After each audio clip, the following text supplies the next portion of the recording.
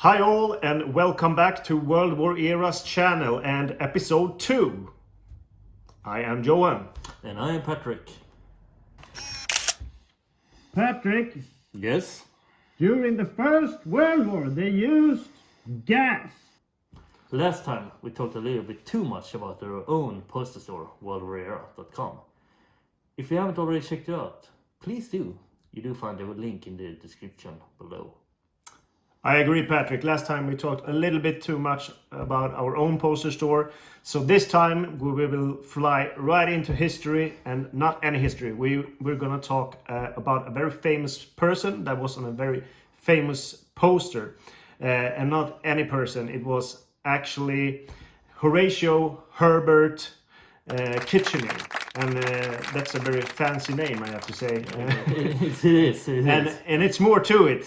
His name is also first Earl Kitchener and more known as Lord Kitchener. So I would say the general person out there would know him Well, mostly by the name of Lord Kitchener. Lord Kitchener. He was actually on a very famous poster. And of course we do have this poster here today with a famous man and on a very famous poster. And this is Lord Kitchener himself. And this was actually not a poster from the beginning. This was the front page of a magazine during World War I that was called London Opinion. So this was the front page. Well, who was this guy, Lord Kitchener? A better question actually will be, who was he not and what did he not do? Lord Kitchener was a typical of the time British, although Irish-born, army officer and colonial administrator. He fought in many wars and traveled all around the world. And he had a really awesome mustache. I mean, look at this piece of art. This is epic. I would say if I could grow something, similar to that, I would be very proud of myself. But I unfortunately cannot do that. Who can? I don't have the balls enough to do it either. Maybe, I don't know. So, Johan, please tell us more about the war and life of Lord Kitchener. Are you crazy? I mean, that's so much. He did so many things, and we can't talk about all the things he did. But if we're gonna just make a short overview where he was stationed and what wars he participated in, etc., we can do it in like a chronological order. Yep. And we can start with the Franco-Germanic War in 1870, and then he went to Palestine, and from there to Egypt, and then Sudan and Khartoum. Then he went into the Anglo-Boer War in South Africa, and then Egypt again. And last and not least, the First World War. And at that time, he was the Secretary of State of War. He was also knighted later on in his life, and he was first knighted as a Viscount Kitchener, and then he was Earl. So that was pretty much all his life if you just, squeeze it together. Quite an adventurous life. Yes, and we're not going to talk about all those events during this episode, but we're going to look at the more interesting parts of this.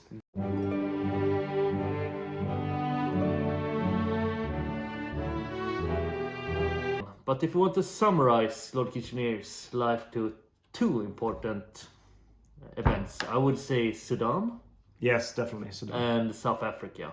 Yeah. Those two places were most important due to his impact he did make in those two wars. He basically won both wars. Yeah.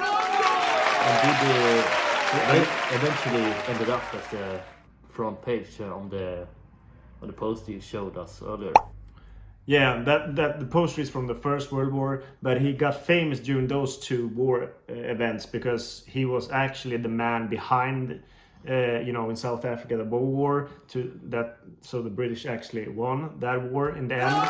Maybe not in the most kosher way, but it was. Lord Kitchener was a man of the time and was quite a ruthless character, but he did win both wars.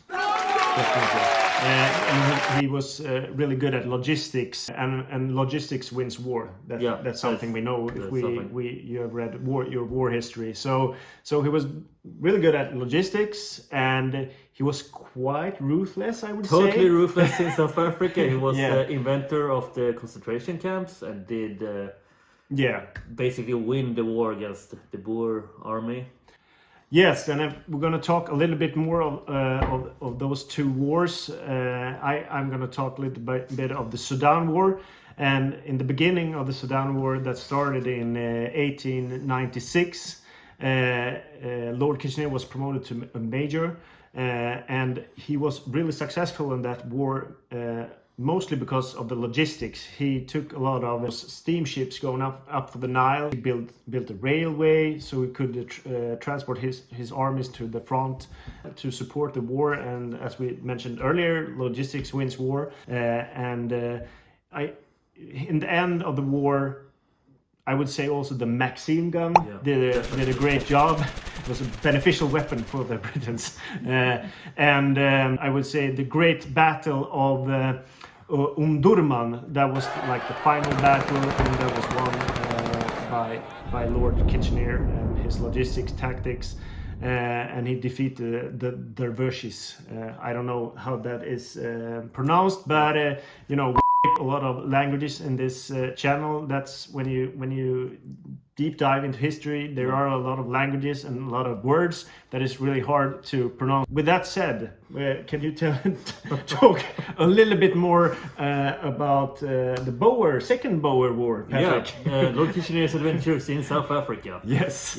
Next episode. Yeah, it was posted in South Africa in 1900 and was a part of the Second Boer War, which started out pretty bad for the British, because the British were facing the Boer army, which was pretty much a guerrilla army. The Boer were great horsemen and great hunters. And they didn't fight like an ordinary army. They were basically guerrillas, and actually the word commando comes from the Boer. They were the first commandos. So they make surprise attacks, and the British had huge losses against them. But Lord Kitchener was quite... And they didn't face them in the open battlefield, right? No, that was the thing. Lord Kitchener actually despised them due to that. But hey, the Boer were smart. Basically, they couldn't face off the British army in an open field. So instead, they made small attacks, very successful. But Lord Kitchener was a ruthless man, although he was a capable man. So he started with a scorched earth tactic. He basically burned down all farms and took all women and children and put them in concentration camps. That was not nice. Not nice at all, but at the end he succeeded to starve out the Boer army and won the war in South Africa against a very, very stubborn enemy. He got the job done, although to a huge loss in manpower and in human life. And I know he got criticized for being a bit harsh with those concentration camps, and was not that liked of some people, but he was a bit criticized for actually killing the wounded on the battlefield. That was not common, and that was a bit of cowardness, but he got the job done. He was a doer.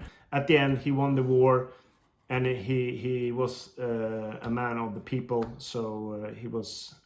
He was a man of his time, and he was quite a ruthless guy, but he did get the job done, and everyone likes a winner, right? So the British people saw him as a national hero. Yeah.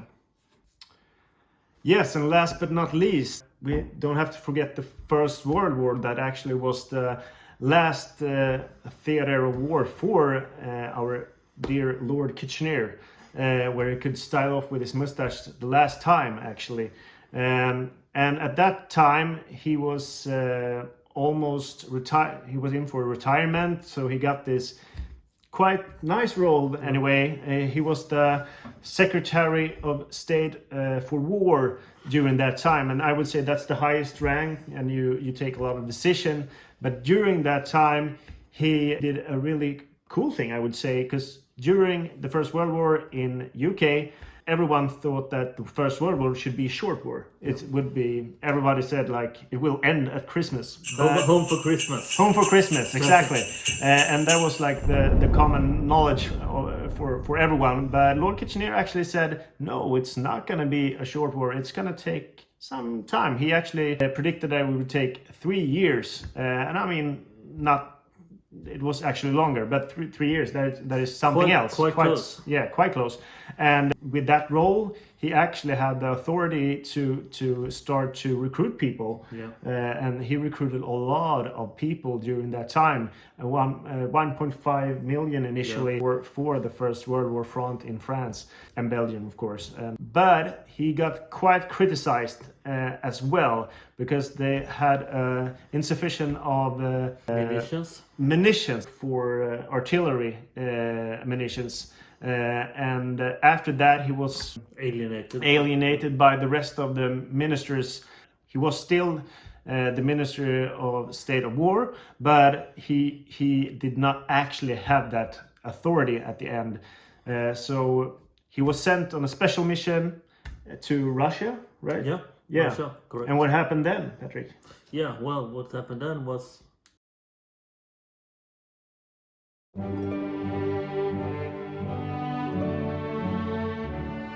Well, Kitchener got the mission to go to Russia, so he boarded the boat HMS Hampshire, but the Hampshire was struck by a mine just outside of Orkney. Left Scapa Flow, very famous naval base, and it sank outside of Orkney, the island of Orkney, and Mr. Kitchener drowned. With I think it was 600 other seamen as well that drowned. Something like that. Yeah, at that time. So I mean, when you talk numbers at that time, it's always like if a ship today with 600 people would sink, everyone would like, "Wah! This is a catastrophe." At that time, it was like, it's just another vessel, you know. And it was a number. It's just number, right? If you think of all the battlefields during the World War I and how many people that actually died there, but that was the end for our famous mustache guy, Mr. Lord Kitchener. Yeah, most famous for his very famous poster, as we've shown, and a very successful poster as well. Yeah, and we're going to talk a little bit more about that poster. Yeah, but actually, one very interesting aspect of this poster is that it wasn't an official poster, and it was quite a local poster, although it was very, very associated with the whole recruitment movement of the time. Yeah, it was, I mean, I can show it here again. And this was the poster, but this poster was not that famous because this was the front page of the London Opinion. And this was only published in a couple of, just very few samples actually. So there was other recruitment posters also with Lord Kitchener, but it was not this one. But everyone thinks it's this one that was the most famous one and did all the recruitment and got those 1.5 million soldiers to recruit, because Lord Kitchener was a people's man and everyone saw him as a national hero for all the things he done for Britain. But this poster was not that famous, and today we only have one sample left in the Imperial War Museum. So that's the original that you can find, what we know of. Of course, you can find copies of this in our poster store. Yep. So if you want to support this channel, go into worldwarera.com and purchase one of those. And then we can keep doing those history episodes for you guys. So I would say that's more or less everything for this time. What do you say, Patrick? You have anything to add? I think we're actually giving you a small bit of Lord Kitchener's life, what happened. But of course, there's lots more to say about this man. But there's always things to read on the internet. So yeah, and we're gonna actually, as usual, there is somebody out there that's done a better job than us. There always is. There's always one that is always better than you. Don't think anything else. So we have, of course, a link in the description to I think it's a good documentary actually about Lord Kitchener that Quite interesting. take all his career and all his from his childbirth to the end when he drowned in the Wiesel. So you got the whole story. I think it's a 40-minute documentary. 45 minutes, and actually with his relatives and relatives of his enemies in South Africa. So it's quite an interesting documentary. Yeah. So shout out to that one. Yep. Link in the description. And don't forget to buy this poster. Don't forget to subscribe to our channel. And I think next time it could be actually a reaction video. Might be. Yes, it was actually a person that suggested to react to a certain time-lapse video that we're going to check out. And it's a quite interesting time-lapse video. It's a time-lapse video about how to do a restoration, I would say, of yes. an old poster. Yes, vintage photography, I think it is. Yeah, might be. And do everything to make it to mint condition, and we're gonna look how that is. Yeah. So that's gonna be for the next episode, and stay tuned, because we're gonna, I don't know if it's this episode or a couple of episodes from now, we're gonna start to give away those kind of posters. Yeah. So stay tuned, and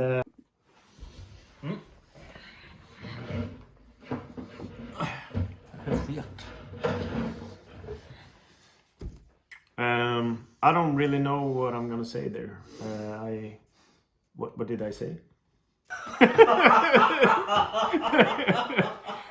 MP40, model 40. Okay, so check out the links in the description that we talked about during this episode. And that was all for today. Patrick, do you have anything to add? Nothing to add. I say thank you to all viewers. Have a great one. Have a great one, and I think I'm out of here. Me too. Yes. Cheers. Bye. I'm gonna go home and play the flute. Låt det